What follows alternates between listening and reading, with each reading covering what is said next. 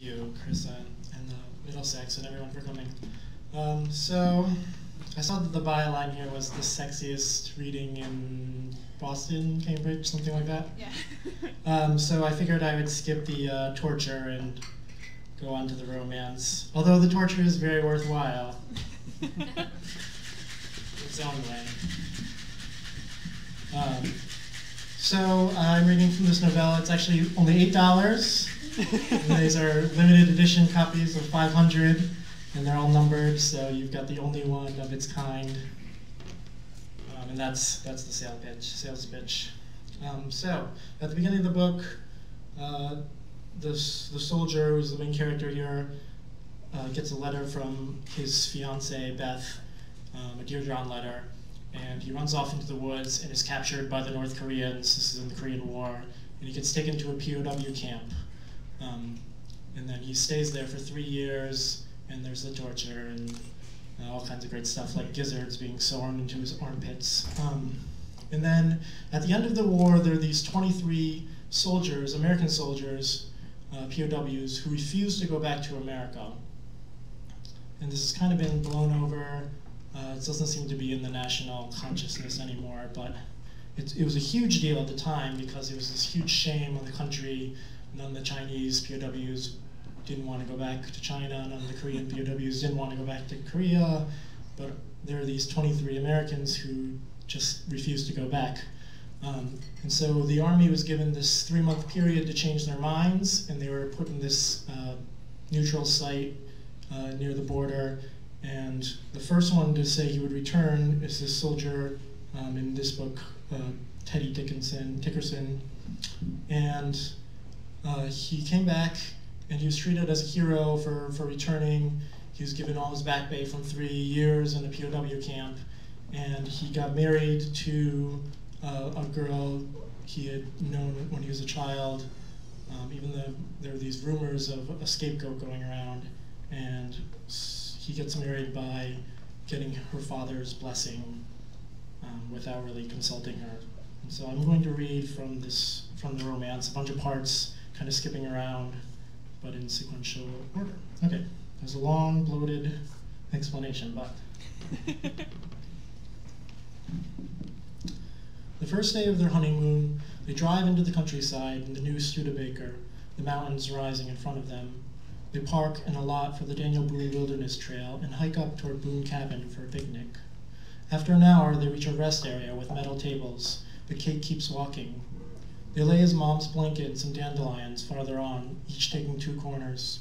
They open the picnic basket to make 2 of their sandwiches, sloppily made that morning, he the ham, she the cheese, and she starts to cry. I don't know what we're doing, she says. I used to dream of getting married. She can't go on. We see Teddy's surprise, as if this complaint has come out of nowhere. He runs a finger along the line of his chin. You look beautiful today, he says. She doesn't stop crying. He shifts over on the blanket. He sweeps an arm around her, but when he feels her trembling, he drops it. His hand dips into his pocket, withdraws again. You know, I thought of you in the war. She turns her head to him, teary. His heartbeat quickens. When I was locked up in the camp. You did? I tried to escape, he says. Me and 4 others. They shot one of us. And you thought of me then? He bites the insides of his cheeks. I reckon so. Just a flash of your face. I wanted to come home so bad. And then what happened? And then we went back to the camp. That's all. You didn't fight back? The wind blows her hair into her face, and he reaches for his own face, brushing the edges of his mouth in the same spot her hair fell on hers. Something tries to bury out of him as she sniffles. Then he stands and raises his arms as if he's holding a rifle. I had me this friend, Red. When we see them Chinamen coming over the hill, he just starts running. We follow him, and they're shooting at us. Bam, bam. Red goes down, hits him right in the neck. Keep running, Red says, keep running.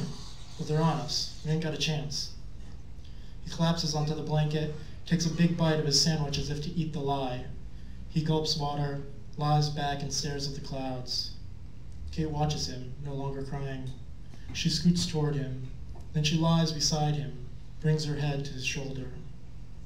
Later, he repacks the picnic basket, and she folds the blanket.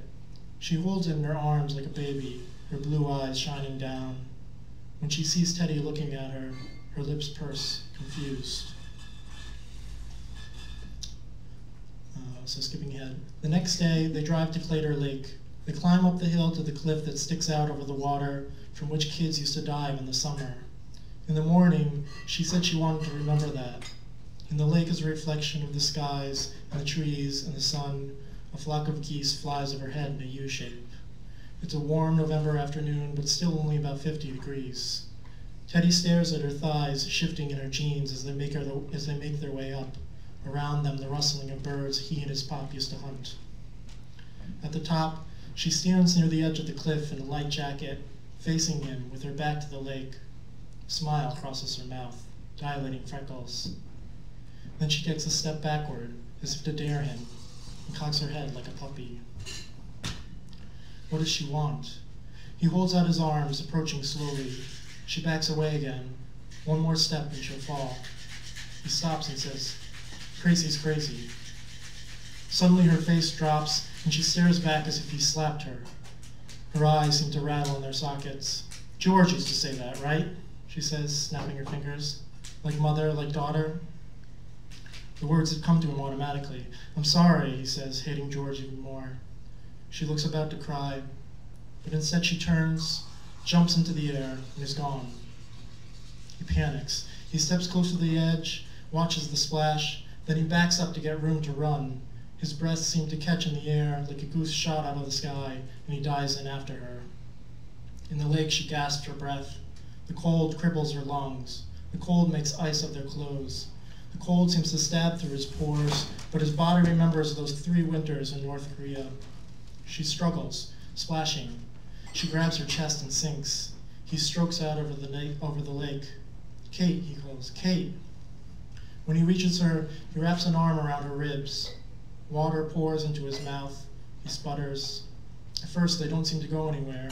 He kicks and they dip underwater. He brings them back up by will. The lake stretches out before them, endless. His bones seem to vibrate. His legs want to go numb, feel nothing, but he wills them into shore. Okay, so then Kate is sick from jumping into the lake in the cold weather. As Kate falls sicker, not coming out of it, Teddy grows silent at meals. His mom shoots looks at his pop. Teddy walks in the woods where he found Kate singing. He picks daisies. We see him closing his fist around the flowers. He opens his palm, yellow stains. We see him reaching the brook now, across which is Beth's house. Beth hanging white sheets on her clothesline, the sun reflected off the sheets like lighthouse beacons. He rushes down, trying not to think, to the water. Then he shuts his eyes and throws himself across the brook.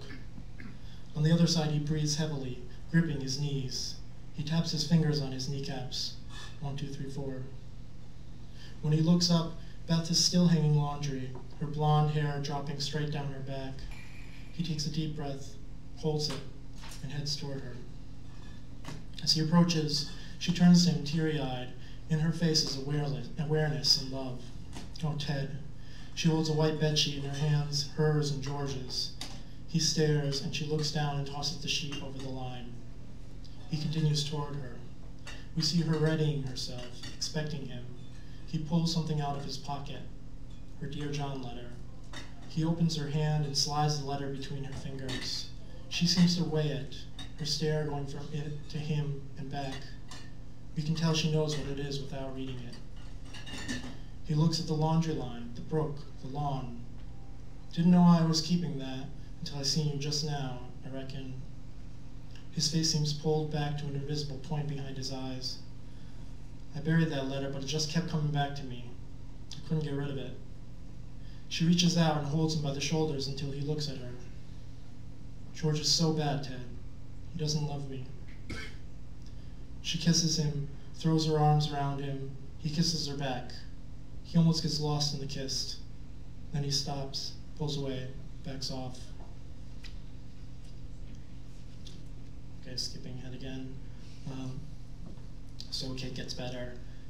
In the evening, Kate sits at Teddy's kitchen table again, expressionless. Teddy fidgeting behind her. Every few minutes he goes to the sink and pours water into his glass, but he doesn't drink. I remember the town used to be full of stories about your pop, he says, not looking at her. My pop. He glances around though his parents aren't home. Never liked me before I was a hero. I reckon all we got is each other. You got your mama, she says. I done been through the war and changed. My mama don't understand that. Her jaw clenches. Then she pushes the table with surprising force. Don't say a word against your mama. We watch her stomping out the door like a child. Across the street someone is watching, or it might be the wind blowing through an oak. Teddy rushes after her as the sun sets behind clouds, his shoulders twitching. He looks around for her. He cups his mouth as if to call out, but instead he drops into the grass, holding his head, his eyes on the spot where someone stood or didn't stand. We can see Kate around the corner, leaning against the house, breathing hard, the wind swishing through the old tree at the yard's edge. She thinks she sees someone too. A low branch hangs over the grass, and she reaches up for it. She traces over where a rope or a belt would wrap around it, traces an imaginary line down to the side of her neck. As she looks up at the branch, her fist beside her neck, she screams. We see Teddy running around the side of the house to find her with her hand to her throat, staring up as if at a sniper. He sprints forward and tackles her. She silences. His body buzzes on top of hers. She reaches up, brings his mouth down to hers. Later they sit on the front step, the kitchen light illuminating their backs. Before them, Cracker's neck stretches dark and impenetrable. He sits with his hands together between his knees, leaning forward on his elbows. She reaches for his hand, and he tenses up before she pulls away and covers her face. She says, I got her Taddy's cowboy belt, like she asked, and then she said, go on inside, and I don't know why I done either. They stare out into the darkness. I reckon everyone I ever known either left or had to be left. As she meets his gaze, wanting him to do something, he feels his head pulsing.